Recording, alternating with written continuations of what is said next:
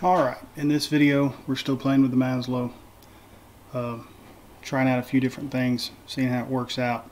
I figured I'd use this opportunity to cut a piece from start to finish and also explore the extents of the board. You know, in ground control we have a 4x8 work surface, and most of what we cut's been near the center, so I figured we'll use this piece. I've got basically the corners left of a full sheet of plywood. So I'd use this project logo a friend of mine wants cut out, and we'll show you how to do it from start to finish. I'm using AutoCad 2016 for designing the part, and then once we do that we'll walk through the steps of converting the DXF file to make it work on the Maslow. So anyway, here we go. I'm not going to go in depth of designing a part in AutoCAD. That'd be a long process, so I'll fast forward through this design, and we'll pick up once the design's finished.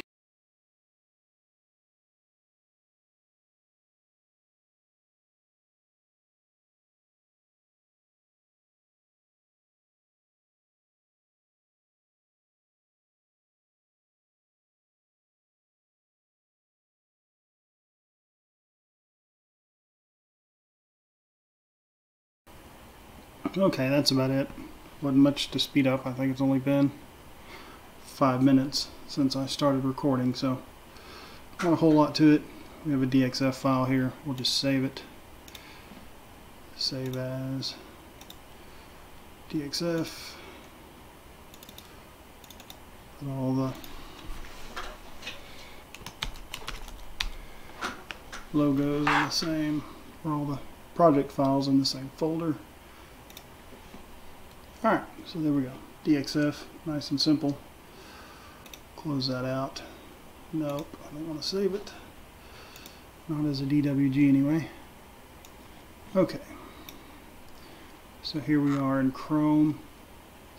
First thing we have to do is convert it to an SVG file. That was a project I had open earlier. Select files to convert from computer, and this is Convertio.co. You see the spelling there, Convertio.co. And so we select files from the computer, DXF, Klingon logo, go over to the to section right here, go down to vector and SVG. Select that and click convert, and once that's done we just click download, and here we go. It is in our download folder. I don't really need to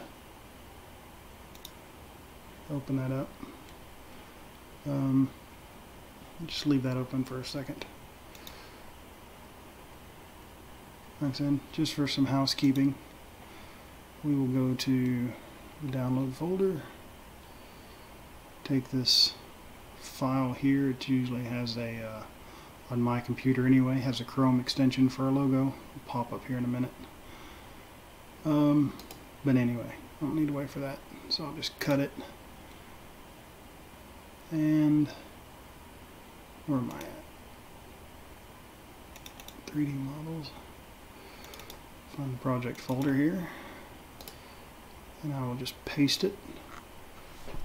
So there's our SVG file, and now close that out, go over here to MakerCam.com. Alright, now we're here in MakerCam. Let's go to File, Open SVG, select our logo, put it in. Alright, we have it in. It's a little small, so let's enlarge it. edit, scale selected. Let's do 225 for both. Okay, that's pretty good. Now we'll move it. This is, I want the home of my router to be in this area because I'm cutting in the bottom left hand corner of a sheet of plywood, and I don't want the home point of my router to be on the outer edge, so I'm moving the piece down here. Now the next thing to do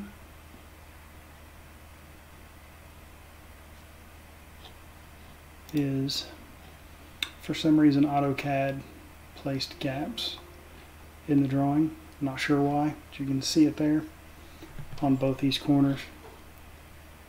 And so what I need to do is select this tool up here in the top left hand corner, a little arrow with a circle on it, and as you hover over a piece, it'll close it for you.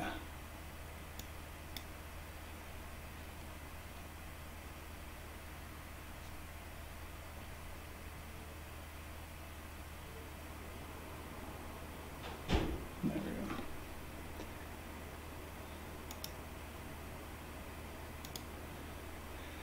Somewhat automated, but you gotta be careful with it.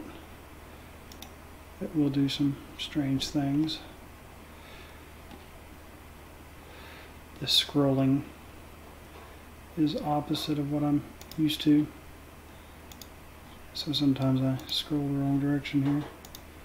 I think I already fixed that one.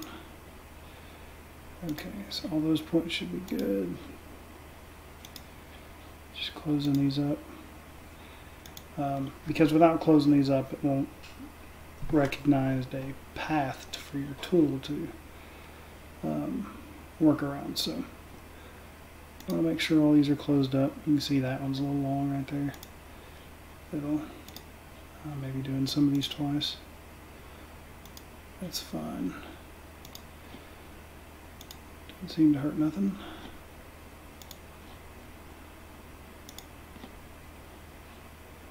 Just want to make sure they're all done, so I can get a closed path. Okay, I think I've got them all.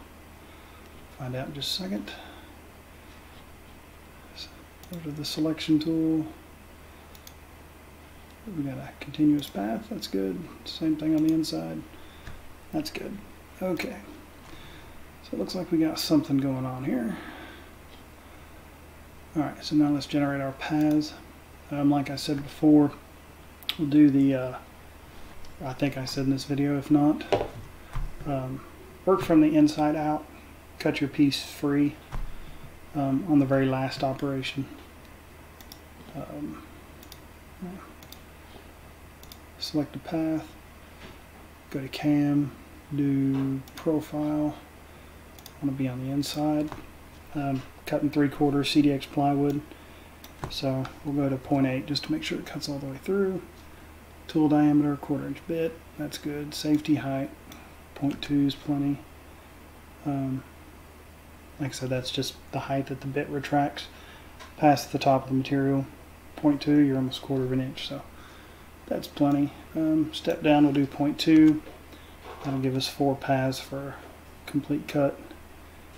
Feed rate of 30, being we're stepping down so far. So that looks good for an inside path. So let's deselect that, select the outer path, go to cam, same thing, profile operation, this time we'll stay on the outside. Settings will just be the same, 0.8, safety height of 2, step down of 2, feed rate of 30.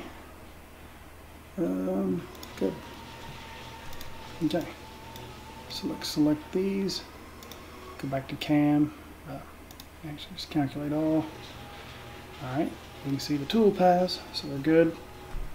Now let's select them and go to cam, add tabs. Let's just try 10 inches, we don't need too many. Tab width needs to be greater than your bit, so let's just do 1 inch. Tab height 1/4 inch. I just do 0.2 because our last path is 0.2. and that way the first 3 will just hog out the whole thing, and then the last cut will do the tabs. If you leave it 0.25, then the second to the last cut also cuts the top 0.5 of the tab, and just slows down your cut a little bit, and I think 0.2 is plenty. It'll actually 0.15, so a little over 1/8 of an inch, not a huge tab, but enough. Okay, so there's our tabs. We can select them and move them. Ooh. Didn't mean to do that. Select the tab, slide it down.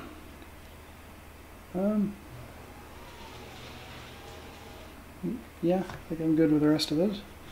So now we just go to Cam, export G-code.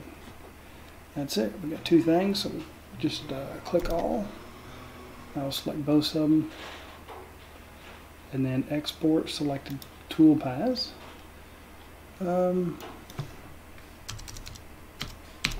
Just do K-logo toolpath. It's plenty descriptive enough. Click save. We are done with MakerCam. So let's close that out. Go down here to control, ground control. Get that to open up.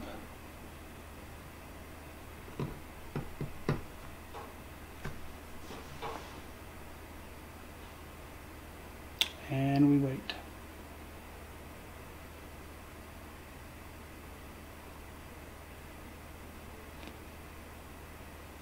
Okay, ground controls open up. Now, I don't know, for some reason, you can actually see the last file I had open was the permanent sled for the Maslow. Just go here to clear G-code, go to actions, top left hand corner, clear G-code. For some reason that recenters my workpiece, and of course this is a 4x8 sheet of plywood. Now we'll go to actions, open file, and let's see, where are my files? They're in the OneDrive. They're buried pretty deep, so bear with me. It makes sense to me, maybe not anybody else. Okay, here we go. It's the toolpath we want. Okay, logo toolpath. You've selected it. We'll click on the select button, and there we go. And now you can kind of see why I moved it into that -X, -Y quadrant. But I do need to move it to this area, so let's move it over. Oh, let's see what 10 inches does. If you don't see how I did that, I'll show you again. I guess I should have explained it. I went up here to distance to move, clicked on the number, 10 inches, just type 10 in the box, select done. If you want to work in millimeters, you can come up here to inches, click on it, it'll switch to millimeters. I'm good with inches. I could work in both, but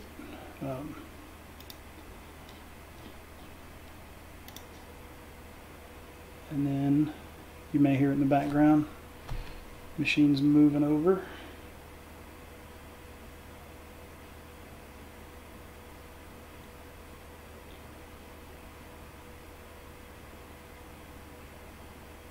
Not a whole lot to this part. A friend of mine asked for it today. Okay, so once it moves over, may not be in the exact spot, may be exactly what you need. Let's see, I'm going to move it a little bit. Let me go 2 inches down. 2 inches down. I think I want a few more inches over, maybe 5.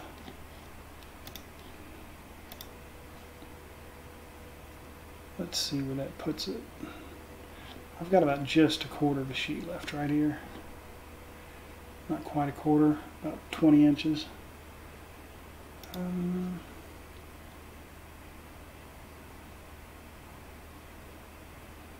Let's do about 3 more inches to the left.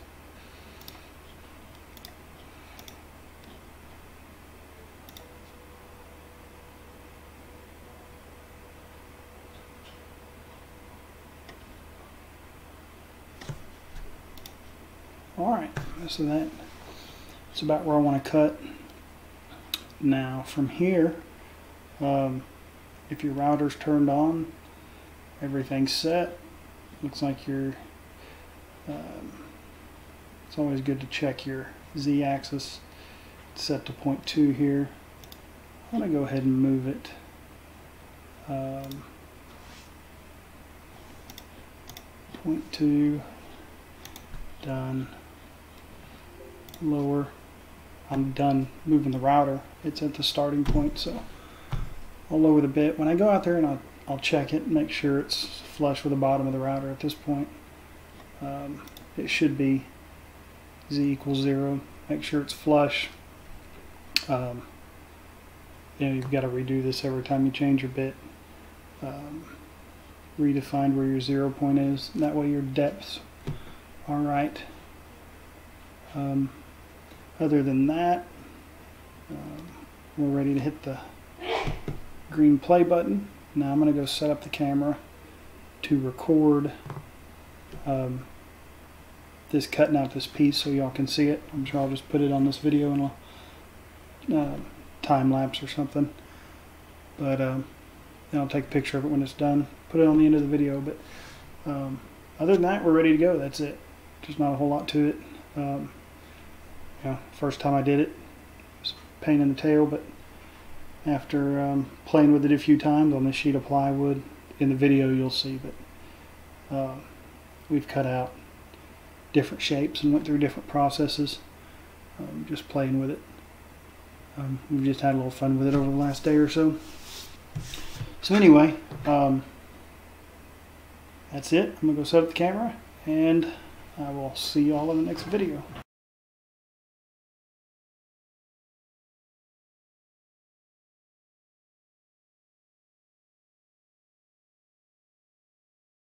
Okay, one thing I'll mention here, switch back to the ground control view for the cut that we're doing, and you can see over here where the Z-axis is that it goes up to 0.60, goes over the tab, drops back down to 0.8, and that it's making its last path on that profile cut. And you can watch it, so you can see where it's at and what it's doing, which is good for me because I'm actually on the opposite side of the wall of the Maslow, so I can switch back to ground control while I'm working on my computer, see what's going on, and kind of keep up with its progress. Here shortly I'm actually going to run a video camera so that I can actually watch the machine in case it runs into trouble, and I don't have to sit out there and babysit it the whole time. So now switch back to the Maslow. You can see where it's at. We'll switch back over to the video and follow its progress, and that will probably be it for me, and we'll see you in the next video.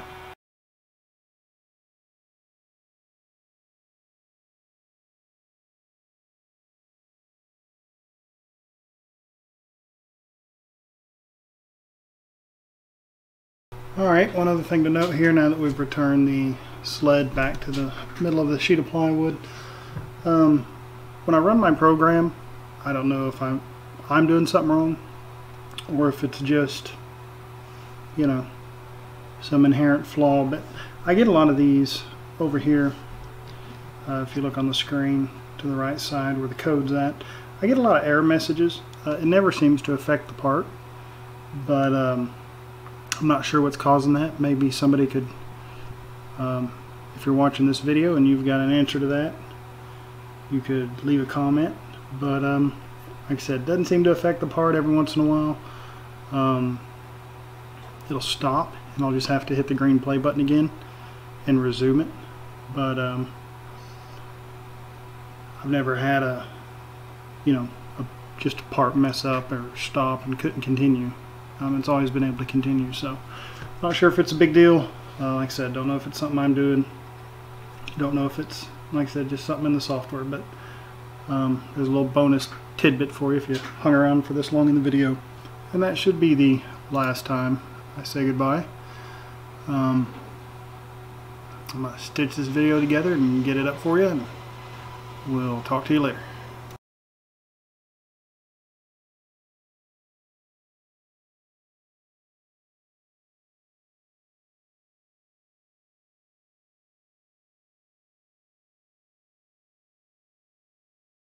Don't forget to check out DIYHomesmith.com. It will have all the links to our social media accounts, and we also do make house plans, full house plans, for $20. And that's it. Thanks for watching. Don't forget to tune into the next video.